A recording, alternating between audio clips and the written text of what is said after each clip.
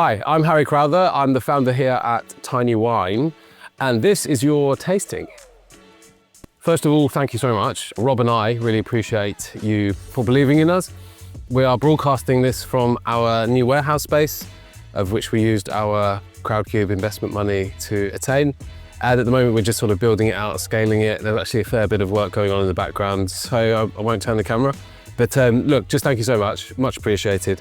And here is your tasting. So you have qualified for a tasting of 6 beautiful wines. I'm gonna take you through them in a few short moments. Any questions, please don't hesitate to reach out to myself or Rob. Just a huge thank you once again, and we look forward to keeping in touch. Enjoy this tasting. Thank you. So wine number 1 that we are focusing on is the Supergraph 2019 vintage. This is from a fantastic producer, Pichler Kürzler in Austria. So we're in Austria, we're in Wachau, which is pretty much the flagship region in Austria, notably known for Riesling and the national grape, which is Grüner Veltliner. The Wachau region itself is actually a UNESCO World Heritage Site. So it's an area of outstanding beauty. And this is pretty much like ground zero for the best white wines coming out of Austria. A little bit about the producer. These guys work with a focus on skin contact, texture and clarity. So it's pretty low intervention, minimal intervention in the winery. And these guys are all about texture and weight. And you can actually see some really nice color in the glass here. On the nose, God, it's gorgeous. There's a lot of that like really ripe, almost like honeyed kind of stone fruit. You might know the name Pichler or Pichler. One of the most famous producers in Austria is called FX Pichler. And this is, I think the daughter has sort of branched off and started her own thing with the winemaking partner, Kürzler. So yeah. Really exciting wines. Let's give this a go. So on the nose, yeah, lovely sort of honey, stone fruit. A little bit of like salty kind of saline character. Again, I said skin contact, focus on texture. Lovely ripeness, richness, fatness to the wine. Really impressive stuff. God, that's gorgeous. Grüner Veltliner has a tendency to be very lean, quite racy, quite light-bodied, whereas this has got a bit of guts, unctuousness to it. So yeah. Really tasty stuff. I hope you like it. So the next wine we're going to try is another white. We're in France. We're in the northern Rhone. So we're just south of Lyon, specifically Condrieu. Condrieu will always be 100% made from a grape called Viognier. Viogniers are typically a little bit richer, quite oily, quite sort of heavy metal whites in my opinion. We'll get this in the glass. The producer here is Francois and Sons, or Francois et Fils. Set up by Jean-Michel Francois, and his sons have later joined. These guys are really hands-on in the vineyard, less so in the cellar. And what I like about these wines is that there's always a kind of clarity to them. I think with Viognier you can get wines that are really heady, quite intense, quite powerful and dominating, whereas I find these guys to be working with slightly higher levels of acid, a little bit more freshness on the nose. It definitely is Viognier on the nose. It does have a lot of that stone fruit, dried apricot sort of character. So I mentioned oily earlier, and hopefully you'll feel that on the palate here. There's a lovely oiliness and fatness and weight to the wine. This is a wine with good freshness. It weighs in at 13.5% alcohol. And yes, this is textbook Condrieu with lovely sort of honeysuckle, white flower, peachy, apricot-y kind of character. It's actually gorgeous. This wine is Roberto Verzio. Really iconic labels there. Verzio is based in La Mora. La Mora is in Piedmont. So if you fly to Turin, drive about an hour and 20 minutes, sort of due sort of southeast from there, you're gonna hit the Piedmont Barolo region. Actually, Verzio is really well known for Barbera. Barbera is another grape in the region. It's probably a second string grape behind Nebbiolo, which is the principal grape of Barolo, Barbaresco, etc. But Vertzio has kind of elevated the game for outstanding Barberas. He works with really high density plantings, but really low yield. So a hell of a lot of concentration and work goes into the vineyard, and the wines are made quite minimal. Interestingly enough, he does make fantastic Barolo, being Nebbiolo. This is his 2022 di San Francesco Langhe Nebbiolo. So the fruit from this actually comes from declassified Barolo sites. So it's a Nebbiolo. Effectively what you could say is a baby Barolo, but don't be fooled by it just being called a Langhe Nebbiolo. This is a much more serious wine than meets the eye. So first of all, main thing to note in the glass is this beautiful sort of garnet-ish colour. 2022 vintage. It's got straight away ripe red fruit, notably sweet, almost like sweet strawberries, strawberry compote notes on the nose. And it's got all the dried floral, almost like irony, bloody, minerally character that you kind of get from a Nebbiolo or a Barolo, but it's underpinned by an approachability. A wine that I think would do well half an hour in the fridge.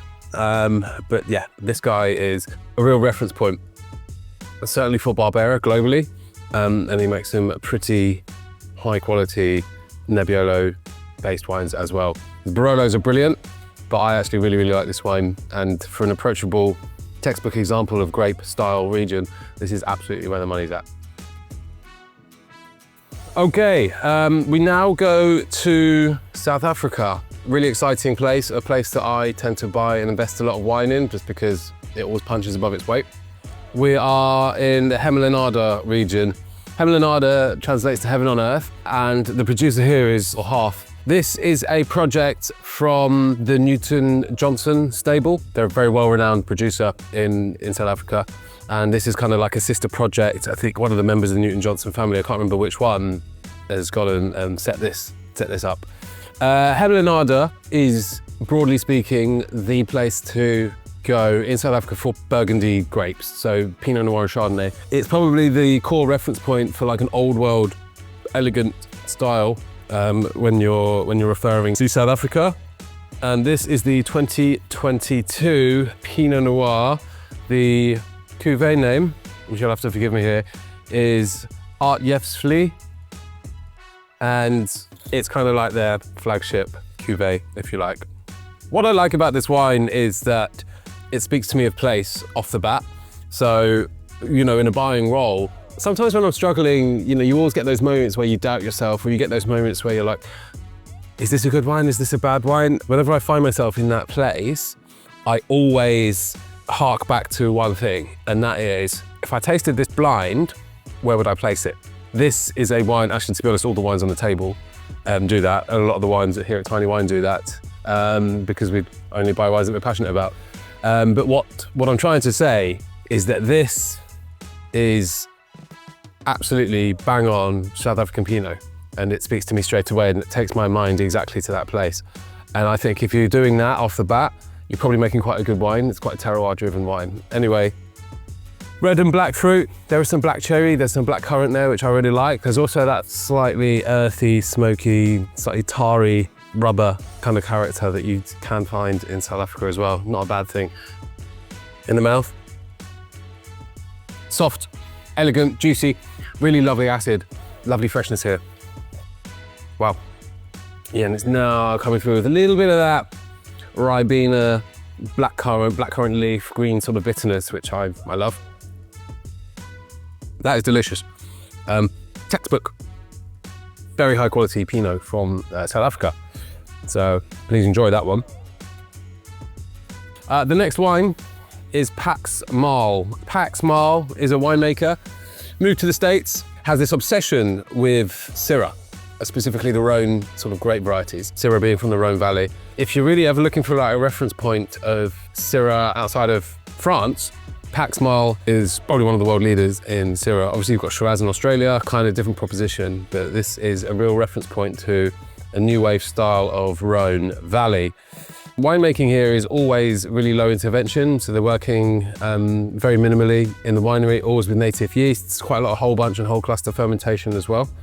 Usually in like old wood, large format wood, or concrete, so you're not really getting much of that oak impact and that oak character. This is the Vicar. So the Vicar is actually a Grenache blend. I think it's Grenache and Mourvedre. So this is actually more of a nod to, after saying all of that, there's not actually any Syrah in it, but this is more of a nod to a Southern Rhone, like a Côte d'Aron style, but of course coming from California. So let's get this in the glass and give it a go. So lovely kind of slightly darker color now, certainly compared to the other reds. Yeah, nice sort of black cherry.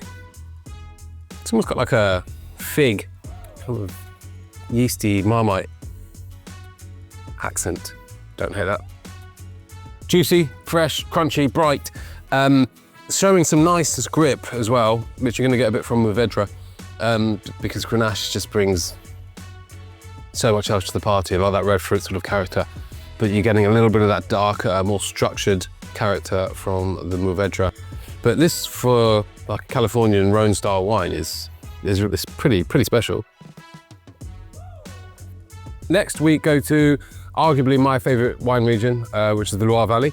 Loire Valley is responsible for two of my favorite grape varieties, which is Cabernet Franc for reds, which is what we have here, but also Chenin Blanc for white. I love Chenin Blanc from this part of the world. I do also like Chenin Blanc from South Africa. This wine is Domaine de Roche Neuve. This is from Thierry Germain. He's a bit of a legend in the sort of Saumur-Champigny sub-region of Loire, and very much known for cornerstone, sort of ground zero, biodynamic Cab Francs with a little bit of funk, a little bit of texture and a little bit of intrigue, and very age-worthy, razor-sharp sort of Chenin Blancs as well, with really high searing kind of acid. This is the 2021 Marginal. La Marginal is a single vineyard site made from 100% Cabernet Franc, always 2021 vintage. So a couple of years age on it. Let's give it a go, see what it's saying. Nice color intensity in the glass. Yeah, it smells like a biodynamic wine. It's got a bit of that earthy farmyard sort of character. There's a natural sort of funk here, but you also get that lovely green, leafy kind of pyrazine sort of character. Classic Cab texture, boxy structure, lovely framework, and a real depth of flavor, a beautiful length. Oh God, I love it. I love the style of wine here. We have some very nice Cab Francs here at Tiny Wine. We've got some bits by Antoine Sanzé, Croix Rougeard, who are the kings. We got Domaine de Roche Neuve. Yeah, I just love Cabernet Franc as a grape variety. It really speaks to me every time I go for it. And that is absolutely gorgeous.